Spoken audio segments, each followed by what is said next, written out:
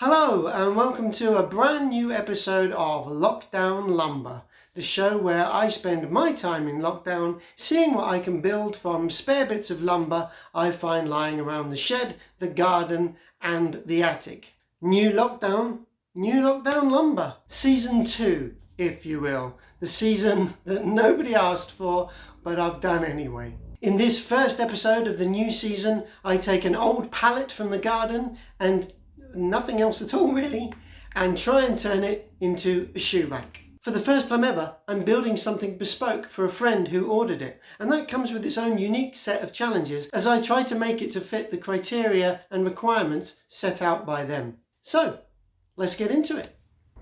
These pallets had been marinating in the garden for a long time, getting a nice weathered look, so I set about separating all the planks from the frame.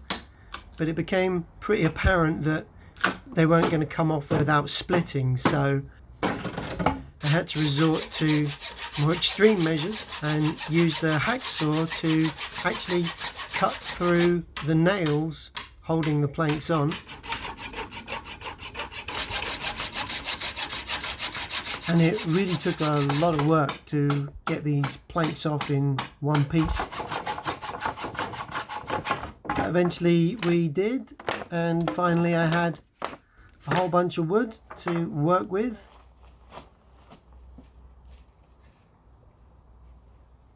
So it was then up to the attic to lay out all of the wood to dry out overnight, and then the next morning I could take a look at them all, see what I had to work with.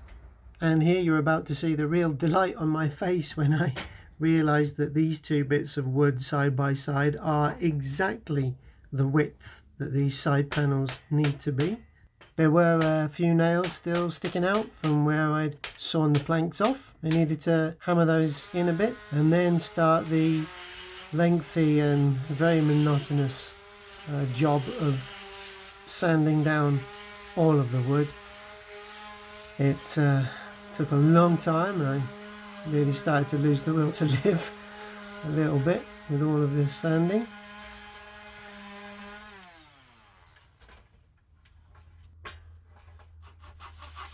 A few of the planks still had nails in that couldn't be hammered out, so the hacksaw came out.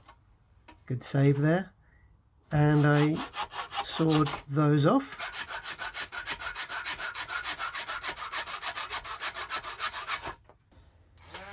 And then went back to my favourite activity, sanding down yet more planks.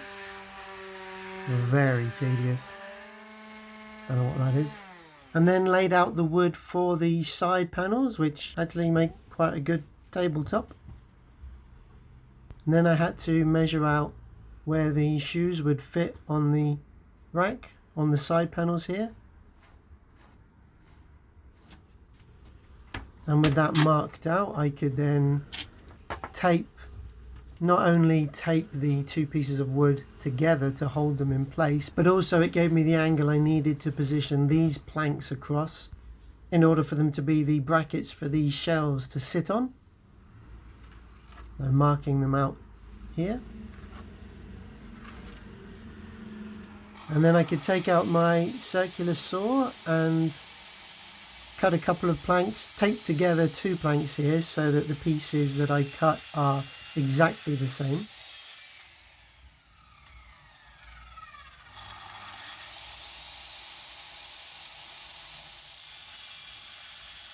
Reminds me, I need to get a haircut. And same again, I needed 3 pairs of these, so here I am just marking out the second pair, again 2 bits of wood taped together so that they are exactly the same.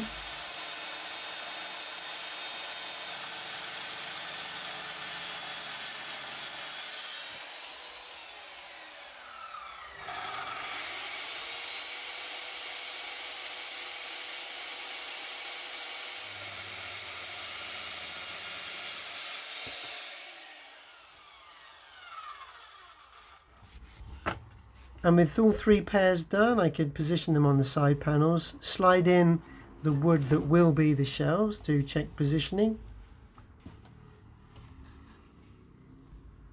And just mark where the third one needs to sit.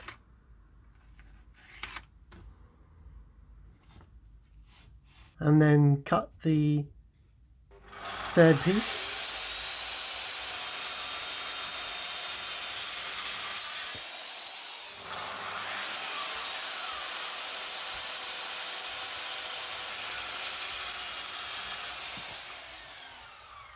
And then once more, lots of sanding. And notice here I've got a pencil in my mouth a lot. It looks like a cigarette, but it is a pencil. Smoking's not cool, kids.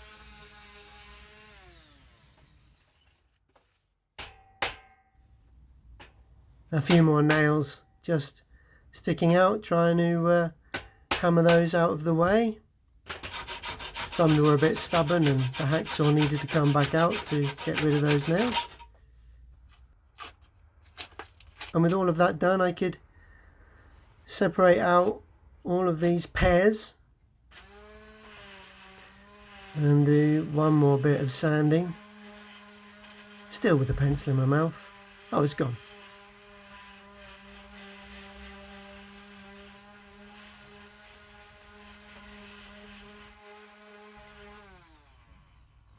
Then I can just brush down the side panel and now attach the first of these brackets, tape it into place.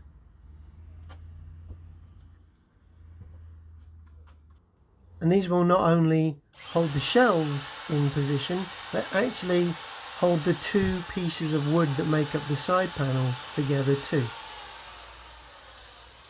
So they have a double function.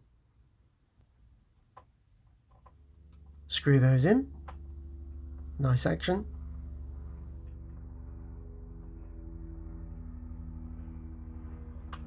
And the same for the back.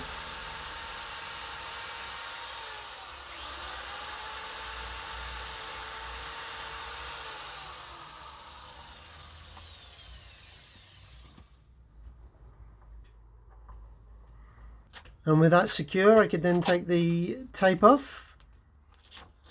And there's the first shelf bracket in. Then I can tape on the second one and attach that in the same way.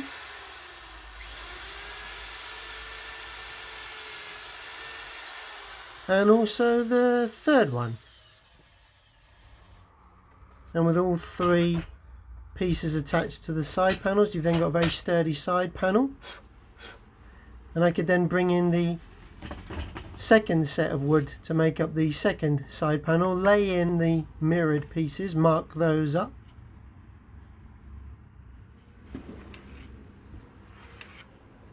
Even mark up the screw holes so that they match exactly on both sides.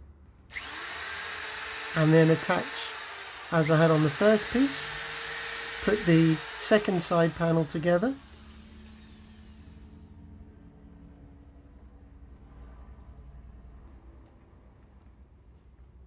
And with that done, I have two matching side panels ready to go. Next up, I had to make the top and bottom supports that were going to actually hold the two side panels together. So there's a few nails to saw out of those, and yep, more sanding. So much sanding. And mark those up ready to cut. Basically, these are going to attach, one piece will attach along the bottom and one piece will attach along the top, and the idea being that they should support the whole structure. More sanding.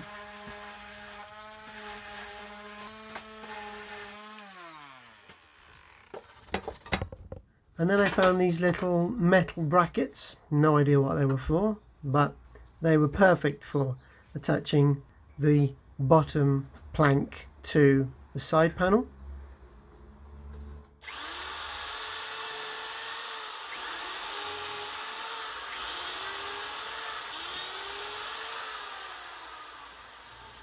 So I could screw those in.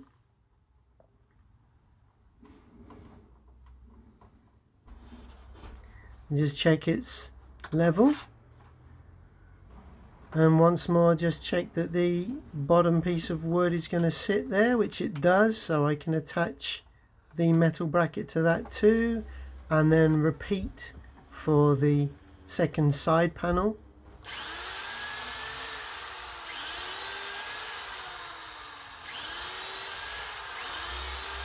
And once again attach those. You'll thank me for that Lockdown Lumber logo, nobody needs to see that. Then I do the same with the top. This is the back of the shoe rack we're looking at here, and the top piece there. Again, attach it with those metal brackets. And there's our finished main structure. Just check that it's level. Seem pretty pleased with myself that it is there. And then it was time to make the shelves. I was going to need 2 planks for each shelf.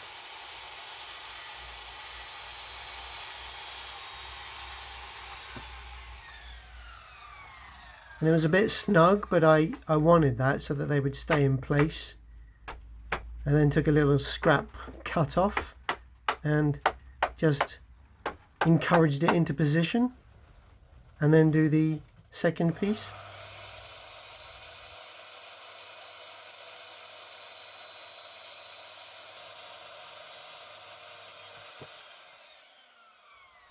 Here I'm just choosing which is the best side for being prominent.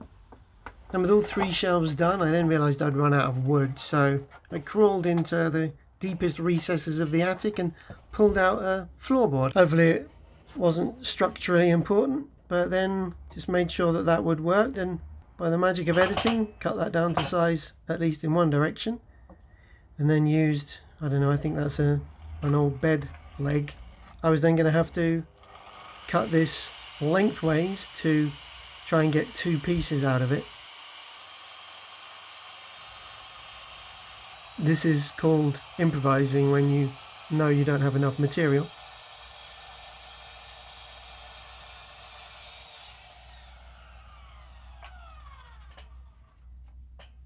And then it was time to get out our old friend the sander. Believe me, as tedious as it might be for you to watch me doing this much sanding, I guarantee when you're doing it in real time, it is a lot worse.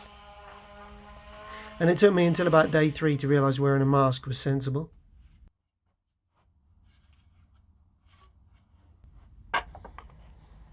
Then I screwed in these small plastic brackets that I had. And these were going to be for the back pieces I just created from floorboard to attach to. These would not only stop the shoes falling off the back of the shoe rack, but also add a little more rigidity to the structure. And with the last of the shelves slotted into place and held into place by the back brace, I could then bring it downstairs, add a bunch of shoes, and finally get an idea of what it looks like. Not all these shoes are mine, I'd like to add. The Spider-Man ones are. And here it is, in all its reclaimed pallet wood glory. I'm really pleased with how it's turned out, actually. It did throw up its own unique set of challenges. The friends that I was making it for example, required it to be quite narrow in depth, and that meant we couldn't lay the shoes flat on the shelves. But this angled solution I think works really well, and if you're a fan of the wood as I am, it really displays it quite beautifully. Hopefully they'll like it as much as I do. If they don't, well, at least they've got lots of firewood to keep them warm through the winter. I hope you like it too. Thanks for watching all the way to the end. If you've got any ideas about what I could make next time, maybe just leave a comment below and perhaps I'll make something for you. Until then, stay safe and thanks for watching Lockdown Lumber.